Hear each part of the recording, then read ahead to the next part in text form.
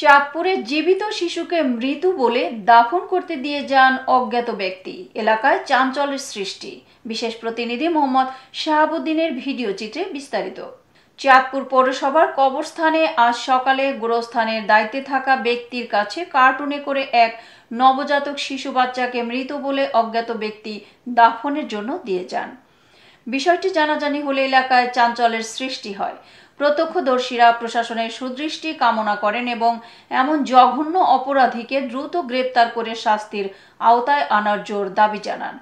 এ বিষয়ে জানতে চাইলে গোরস্থানের দায়িত্বে থাকা ব্যক্তি বলেন, উনি মনে করেন উনি আমার হাতে দিয়ে গেছে, ভাই আমি বাচ্চাটা মাটি দেন। তা আমি না বাচ্চা যে কোনো বাচ্চা আমি ওই জানাজা ফরন ছাড়া মাটি দিইনি, আজান দেওয়ান ছাড়া মাটি দিইনি। আমি আগে আজান দেই, তারপর ওনার জানাজা দিই।